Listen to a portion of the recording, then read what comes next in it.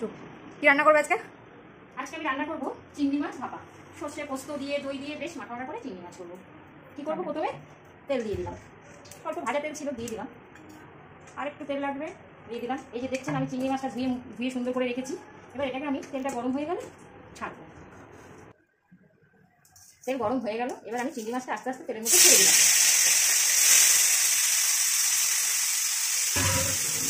5 minute সময় লাগবে, তার মধ্যে আমি মশলাটা পেস্ট করবো। আমি অল্প একটু তিল নিয়ে নিলাম, সাদা তিল দেখতে পাচ্ছেন।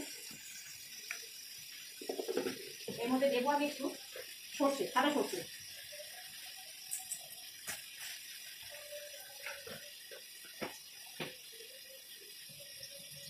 আর দেবো একটা টমেটো, একটা কাঁচা লঙ্কা। এটাকে আমি মিক্সিতে পেস্ট করে নেব।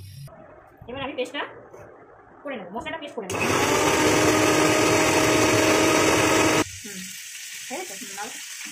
চিংড়ি মাছটা ভাজা হয়ে গেল, চিংড়ি মাছটা নামিয়ে নিলাম। এবার আরেকটু সামান্য আমি সর্ষের তেল দিলাম। এবার দেবো সামান্য একটুখানি পাঁচফোড়ন দিয়ে দিলাম, পেঁয়াজ,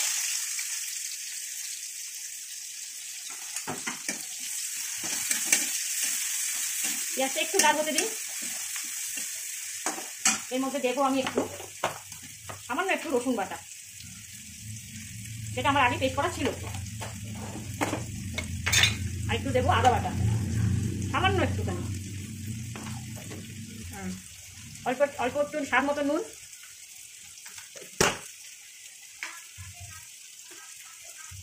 দেবো হলুদ গুঁড়ো স্বাদ মতো।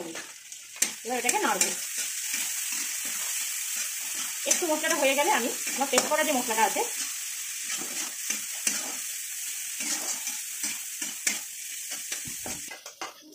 হ্যাঁ, এর মধ্যে আছে পোস্ত, সাদা তিল, একটু টমেটো বাটা, একটু লঙ্কা বাটা, আর হচ্ছে সাদা সর্ষে। এই যে দেখতে এর মধ্যে আমি এই দিয়ে দেবো এই মশলাগুলো।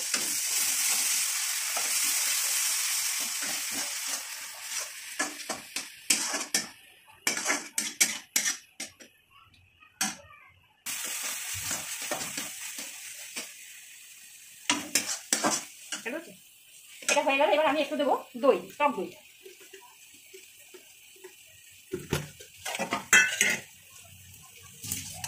বেশি না, 1 চামচ মতন আমি টক দই দিয়ে দিলাম।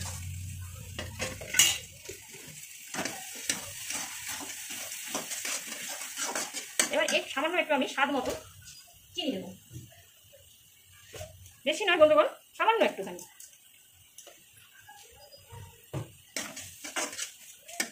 এবার যে চিংড়ি ভাজাটা রেখেছিলাম সেই চিংড়ি মাছটা ভাজা আমি এর মধ্যে দিয়ে দিলাম।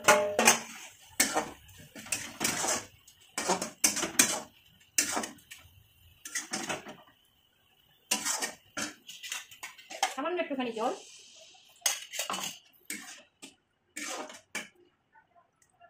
একটু সামান্য কাঁচা সর্ষের তেল, 1 ফোঁটা, বাস বসিয়ে দিলাম চিংড়ি মাছটা।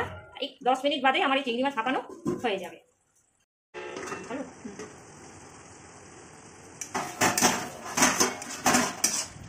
বলবো এই যে আমার চিংড়ি মাছ ভাপা হয়ে গেল। এবার আমি গ্যাস অফ করে নামিয়ে দিই।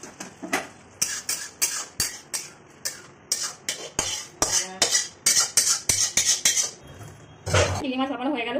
কিরকম রান্না করেছি দেখিয়ে দিলাম আপনাদের। রান্না করে খেয়ে দেখবেন, যদি পছন্দ হয় আমার কমেন্ট করে জানাবেন এবং আমাকে লাইক এবং সাবস্ক্রাইব করবেন।